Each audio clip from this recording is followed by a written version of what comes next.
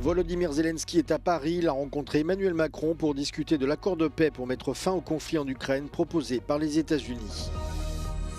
Face aux réticences du Premier ministre belge, Kaja Kallas assure que le prêt destiné aux réparations ukrainiennes ne freinera pas les pourparlers de paix actuellement menés entre Washington et Moscou. La Cour pénale internationale tiendra bon face aux attaques et critiques américaines et russes, c'est ce qu'a déclaré sa présidente Tomoko Akane.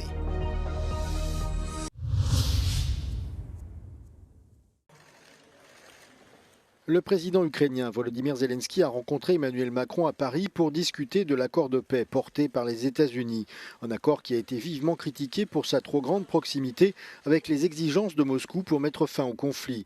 Lundi, Volodymyr Zelensky a prévenu que la Russie ne devait tirer aucun profit de son invasion de l'Ukraine. De son côté, Emmanuel Macron a souligné qu'aucun accord ne serait conclu sans la participation de l'Europe. Тому ми займаємо принципові позиції щодо санкцій, і щодо відповідальності за злочини війни, щодо юридичного статусу наших територій, які зараз займають російські окупаційні війська, і щодо російських активів, і щодо обов'язку реконструкції. Агресор повинен платити за агресію.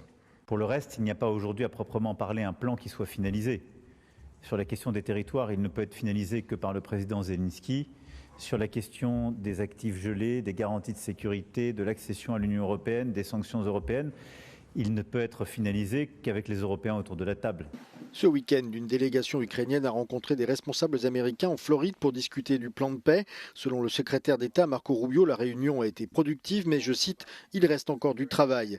Le négociateur Steve Witkoff est en route pour Moscou pour rencontrer le président Poutine ce mardi. Ces nouveaux pourparlers surviennent à un moment délicat pour Kiev. Les forces russes progressent dans l'est du pays et Volodymyr Zelensky est fragilisé par un scandale de corruption impliquant son bras droit Andriy Yermak. S'exprimant sur la guerre en Ukraine dans une interview accordée à Euronews, le général Ben Hodge, ancien commandant de l'armée américaine en Europe, pointe la prise de conscience tardive de l'UE quant aux objectifs des États-Unis dans les négociations en cours. Selon le responsable militaire, Washington vise avant tout un rapprochement commercial avec Moscou.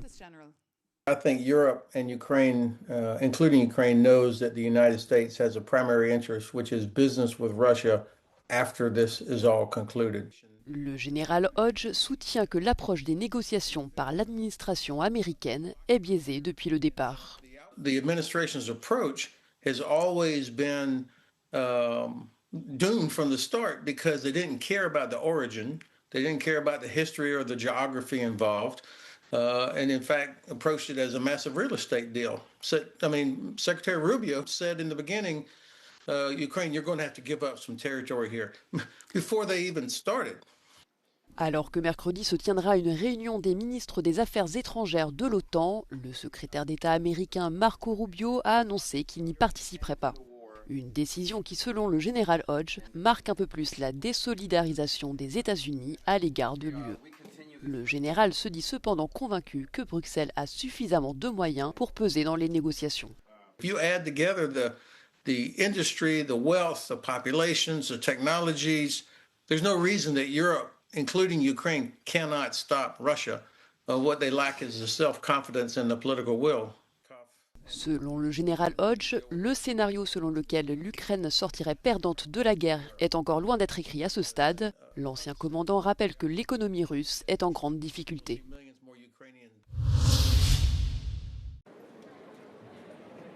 Dans une réponse au Premier ministre belge Bart De Wever, la haute représentante de l'UE pour la politique étrangère, Kaja Kallas, a déclaré que l'approbation d'un prêt pour les réparations en faveur de l'Ukraine donnerait à l'Union européenne une plus grande influence à la table des négociations pour mettre fin à la guerre menée par la Russie. Bart De Wever avait précédemment averti que cette proposition risquait de faire dérailler le processus diplomatique. Mais Kaja Kallas a souligné que l'approbation du prêt pour les réparations enverrait 3 messages forts. D'abord à l'Ukraine pour montrer que l'UE reste pleinement à ses côtés. ensuite à la Russie pour lui rappeler qu'elle ne pourra pas avoir l'Europe à l'usure, et enfin aux États-Unis pour prouver que l'UE agit de manière résolue et crédible. Dans le cadre de ce plan, l'Union européenne transférerait les avoirs russes gelés à l'Ukraine. Kiev ne serait invité à rembourser le prêt que si Moscou acceptait de compenser les dommages. Toutefois, le Premier ministre belge Bart De Wever s'est opposé à plusieurs reprises à cette proposition. Il affirme qu'elle pourrait présenter un risque pour la Belgique. Les avoirs sont en effet stockés dans les coffres de la société Euroclear à Bruxelles et qu'elle pourrait enfin constituer un frein pour la Maison-Blanche qui tente de décrocher un accord entre l'Ukraine et la Russie. La présidente de la Cour pénale internationale, Tomoko Akane, a déclaré lundi lors de la réunion annuelle de l'institution que celle-ci ne céderait pas aux pressions des États-Unis ou de la Russie. 9 membres du personnel de la CPI, dont 6 juges et le procureur général de la Cour, Karim Khan, ont été sanctionnés par le président américain Donald Trump pour avoir mené des enquêtes sur des responsables américains et israéliens, tandis que Moscou a émis des mandats à l'encontre du personnel de la CPI en réponse à un mandat d'arrêt visant le président Vladimir Poutine dans le cadre de la guerre en Ukraine. Ces sanctions ont pesé sur le travail de la Cour, affectant un large éventail d'enquêtes à un moment où elle est déjà confrontée à des demandes croissantes de ressources. La réunion d'une semaine de la Cour s'est ouverte ce lundi et l'ordre du jour comprend l'approbation de son budget face à une pression croissante et à des gros titres défavorables. Des milliers de personnes sont descendues dans la rue ce lundi à Sofia en Bulgarie pour protester contre le gouvernement et sa proposition de budget pour l'année prochaine. Des heurts avec la police ont éclaté à la fin du rassemblement après que des manifestants ont pris pour cible le siège d'une formation politique qui soutient le gouvernement et un bureau du parti au pouvoir. Des bennes à ordures ont été mises à feu et des voitures ont été vandalisées. Ces rassemblements ont commencé dès la fin du mois de novembre lorsque le gouvernement a annoncé une révision du budget, prévoyant une augmentation des salaires du secteur public et des hausses d'impôts.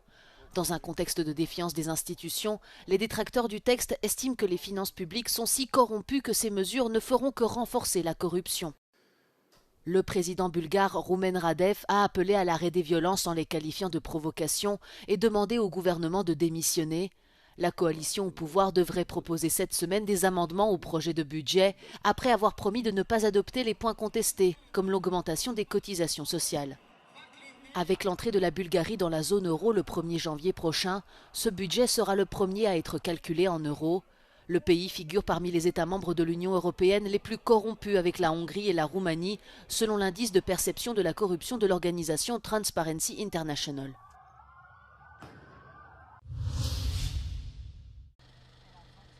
Cela faisait 3 décennies que cette maladie n'avait pas été détectée en Espagne. Le foyer de peste porcine africaine, confirmé la semaine dernière à Collserola en Catalogne, est entré dans une phase critique selon le ministère espagnol de l'Agriculture. Celui-ci a convoqué une réunion d'urgence pour tenter de limiter au maximum l'impact économique pour le secteur agricole.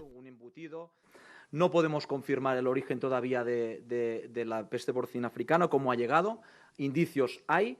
Puede ser que venga pues, un alimento, un embutido en mal estado en una zona donde pasan muchos camiones y áreas de servicio. Por lo tanto, es una opción.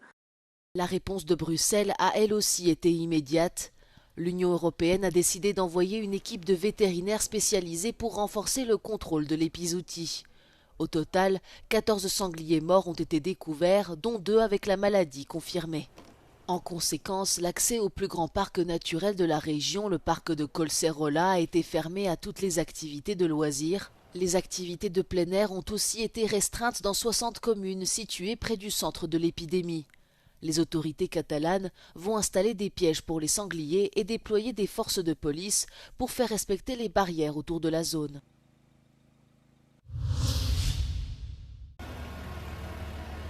Les agriculteurs grecs ont intensifié lundi leur mobilisation contre le gouvernement. Ils exigent le paiement immédiat des subventions agricoles et protestent contre l'augmentation des coûts de production et les prix bas de leurs produits.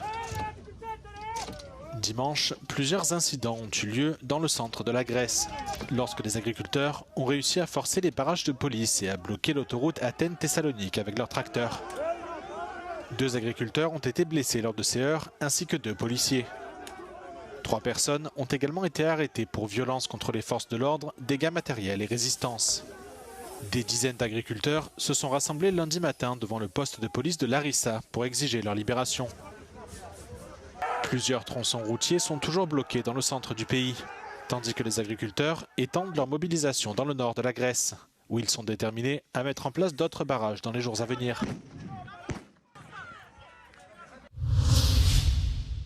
2, 1, engines full power, and liftoff. Go Falcon, go Starlink. SpaceX a entamé le dernier mois de l'année par un lancement majeur destiné à soutenir son service Internet Starlink. Une fusée Falcon 9 a décollé du centre spatial Kennedy avec à son bord 29 mini-satellites Starlink V2 qu'elle a mis en orbite basse lundi matin. La fusée Falcon 9, cheval de bataille de la société, a été lancée plus de 150 fois cette année, dont 13 fois au cours du seul mois de novembre. 110 de ces lancements concernaient Starlink, alors que SpaceX, propriété d'Elon Musk, continue d'intensifier ses efforts pour assembler son immense constellation de satellites. Le Falcon 9 est revenu se poser en douceur sur le navire drone de SpaceX un peu plus de 8 minutes après le décollage. La barge était stationnée dans l'océan Atlantique à l'est des Bahamas.